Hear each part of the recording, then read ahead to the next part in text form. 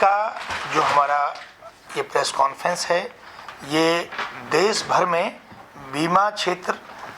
खासतौर पे public sector general insurance कंपनियों को मजबूत किया जाए। पब्लिक सेक्टर इंश्योरेंस कंपनियों के जो तमाम कर्मचारी हैं, अधिकारी हैं, पेंशनर्स हैं और जो तमाम हमारे स्टेक होल्डर्स हैं, उनकी जो तमाम मांगें हैं, उन मांगों का निदान हो, समय से निदान हो, उसके लिए जो हमारा संघर्ष और मजबूत हो, उसको लेके हम लोगों ने ये जागरूकता अभियान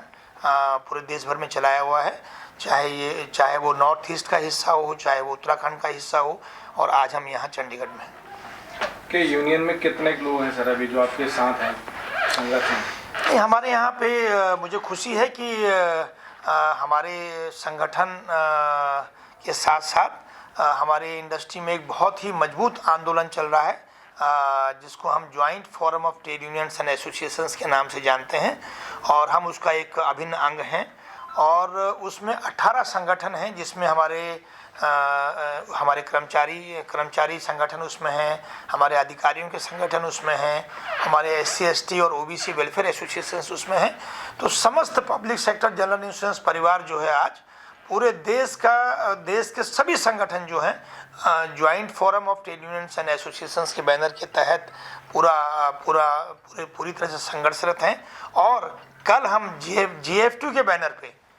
joint forum of trade unions and associations के बैनर पे कल हम देश भर में जो है आधे दिन के धरने का आयोजन कर रहे हैं। और 14 तारीख के बाद ये, फिर 21 तारीख को ये होगा, 28 तारीख को फिर होगा। और अगर 3 तारीख को जो सेंट्रल लेबर कमीशन के सामने हमारी हियरिंग होनी है, अगर उससे पहले कोई सार्थक निर्णय सरकार नहीं लेती है, तो ज्वाइंट फोरम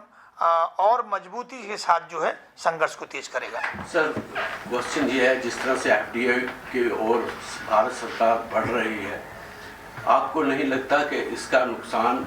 भारत को भी होगा और जो बाहर से कंपनियां आएंगी वो भी इसका लाभ उठाएंगे, क्योंकि चोर का एक रास्ता खुल जाता है? और दूसरा साथ ही साथ क्वेश्चन ये है,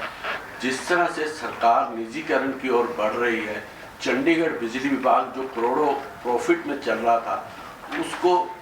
निजीकरण के हाथों में सौंपने के लिए यहाँ के एम्प्लॉयज़ के ऊपर एस्मा तक लगा दी गई। ये आपने बहुत महत्वपूर्ण बात कही है, और मुझे लगता है कि ये तो सर्वविदित है कि जहाँ भी जो है इस तरह के संस्थाएं, खास तौर पे जो 100% FDI के साथ जब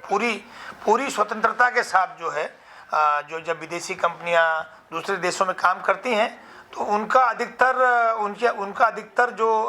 ध्यान है वहाँ के सामाजिक कल्याण पे नहीं होता है, बल्कि अधिक से अधिक मुनाफाखोरी पे होता है। और हमने देखा है, अतीत में देखा है कि जो कालाबाजारी बढ़ती है, करप्शन बढ़ता है, और उनका हस्तक्षेप जो है पूरे सिस्टम पे होता है, तो पूरे सिस्टम को जकड़ लेती हैं, तो जिसकी संभावनाएं हमारे देश में भी हैं। और मैं एक बहुत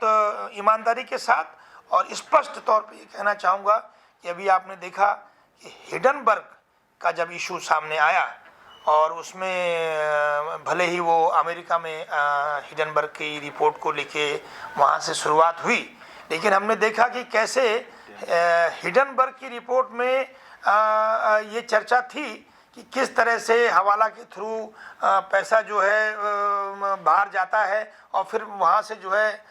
वो ब्लैक मनी जो है वाइट मनी में कन्वर्ट होकर भारत में आता है। तो इस तरह की चीज़ें तो अभी हाल में हुई हैं, और इस संसद में पिछले साल तो जो है ये सबसे बड़ा विषय रहा है। तो जब देश की संसद में ही इस पे, मतलब एक उदाहरण मैं दे रहा हूँ कि इतने बड़े, नहीं, मैंने कहा कि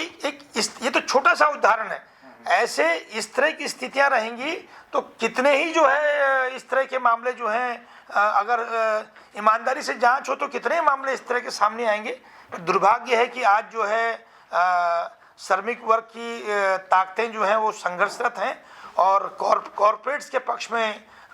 जो नीतियां हैं, जो कॉरपोरेट्स जो हैं वो पूरे सिस्टम पे हावी हो गए हैं, और एक तरफा तरीके से पूरे देश को हाँक रहे हैं।